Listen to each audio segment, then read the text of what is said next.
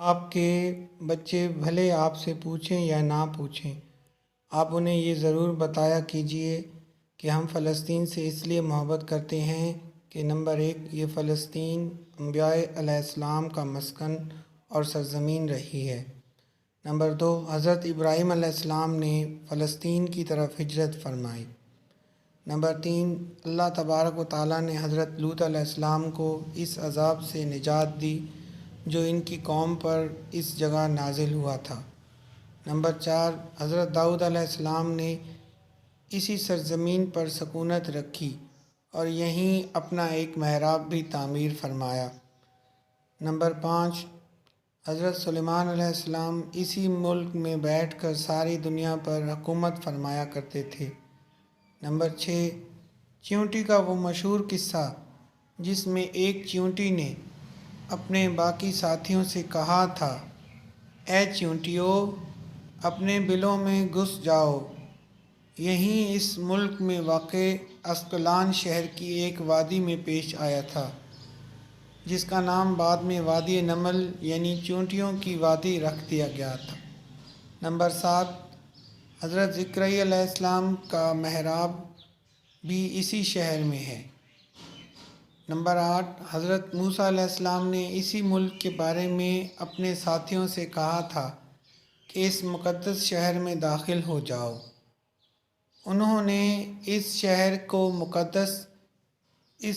کے شرک سے پاک ہونے اور انبیاء علیہ السلام کا مسکن ہونے کی وجہ سے کہا تھا۔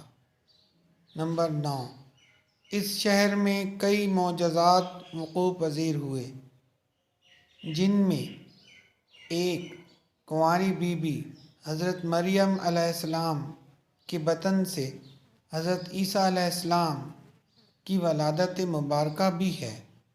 نمبر 10، حضرت عیسیٰ علیہ السلام کو جب ان کی قوم نے قتل کرنا چاہا تو اللہ تبارک و تعالیٰ نے انہیں اسی شہر سے آسمان پر اٹھا لیا تھا۔ نمبر 11، ولادت کے بعد جب عورت اپنی جسمانی کمزوری کی انتہا پر ہوتی ہے تو ایسی حالت میں بی بی مریم کا کھجور کے تنے کو ہلا دینا بھی ایک معجزہ الہی ہے۔ نمبر 12، قیامت کی علامات میں سے ایک حضرت عیسیٰ علیہ السلام کا زمین پر واپس تشریف اسی شہر کے مقام سفید مینار کے پاس ہوگا۔ نمبر 13، اسی شہر کے ہی مقام باب لد پر حضرت عیسیٰ علیہ السلام مسیح دجال کو قتل کریں گے۔ نمبر 14، فلسطین ہی ارض محشر ہے۔ نمبر 15، اسی شہر سے یاجوج و ماجوج کا زمین میں قتال اور فساد کا کام شروع ہوگا۔ نمبر 16، اس شہر میں وقوع پذیر ہونے والے قصوں میں سے ایک قصہ طالوت اور جالوت کا بھی ہے۔ نمبر 17، فلسطین کو نماز کی فرضیت کے بعد مسلمانوں کا قبلہ اول ہونے کا اعزاز بھی حاصل ہے۔ ہجرت کے بعد حضرت جبرائیل علیہ السلام دوران نماز ہی حکم ربی سے آقا علیہ السلام کو مسجد اقصیٰ سے بیت الکعبہ مشرفہ کی طرف رخ کرا گئے تھے۔ جس مسجد میں یہ واقعہ پیش آیا وہ مسجد آج بھی مثبت قبلتین کہلاتی ہے۔ نمبر 18، حضور اکرم صلی اللہ علیہ وآلہ وسلم معراج کی رات آسمان پر لے جانے سے مکہ مکرمہ سے یہاں بیت المقدس لائے گئے۔ نمبر 19، سرکار دو عالم صلی اللہ علیہ وآلہ وسلم کی اقتداء میں انبیاء علیہ السلام نے یہاں نماز ادا فرمائی۔ اس طرح فلسطین ایک بار پھر سارے انبیاء کا مسکن بن گیا۔ نمبر 20، سیدنا ابو ذر کہتے ہیں کہ میں نے رسول اللہ صلی اللہ علیہ وسلم سے عرض کیا کہ زمین پر پہلی مسجد کون سی بنائی گئی؟ تو آپ صلی اللہ علیہ وسلم نے فرمایا کہ مسجد الحرام یعنی خانہ کعبہ، میں نے عرض کیا کہ پھر کون سی مسجد بنائی گئی؟ تو آپ صلی اللہ علیہ وسلم نے فرمایا مسجد الاقصیٰ یعنی بیت المقدس۔ میں نے پھر عرض کیا کہ ان دونوں کے درمیان کتنا فاصلہ تھا؟ آپ صلی اللہ علیہ وسلم نے فرمایا کہ 40 برس کا، اور تو جہاں بھی نماز کا وقت پالے وہیں نماز ادا کر لے، بس وہ مسجد ہی ہے۔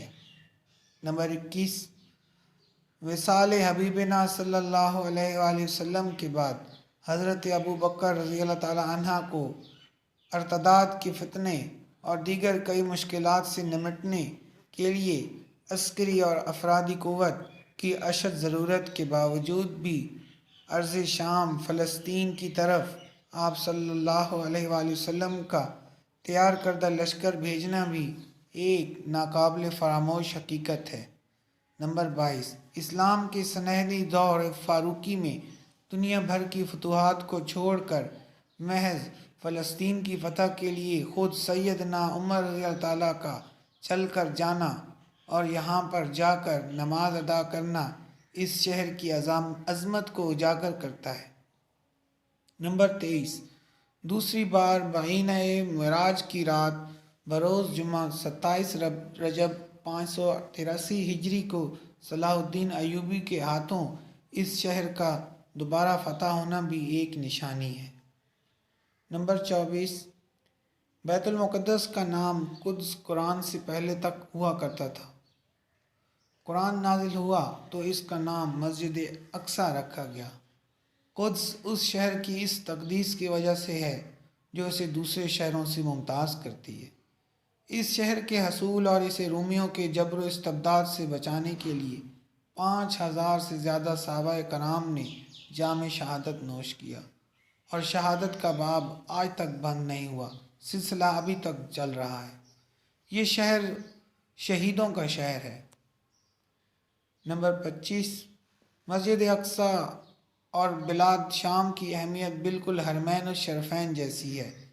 جب قرآن پاک کی یہ آیت وَالتِّینِ وَالزَّیتُونِ وَطُورِ سِینِین وَہَٰذَا الْبَلَدِ الْأَمِینِ نازل ہوئی تو ابن عباس کہتے ہیں کہ ہم نے بلاد شام کو التین یعنی انجیر سے، اور بلاد فلسطین یعنی زیتون سے، اور طور سینین کو مصر کے پہاڑ کوہ طور جس پر جا کر حضرت موسیٰ علیہ السلام اللہ تعالیٰ سے کلام کیا کرتے سے استدلال کیا۔ نمبر 26، اور قرآن پاک کی یہ آیت وَلَقَدْ كَتَبْنَا فِي الزَّبُورِ مِن بَعْدِ الذِّكْرِ الْأَرْضِ مَنْ زَحَادِ عِبَادِ الصَّالِحُونَ سے یہ استدلال لیا گیا کہ امت محمد حقیقت میں اس مقدس سرزمین کی وارث ہے۔ نمبر 27، فلسطین کی عظمت کا اندازہ اس بات سے لگایا جا سکتا ہے کہ یہاں پر پڑھی جانے والی ہر نماز کا اجر 500 گنا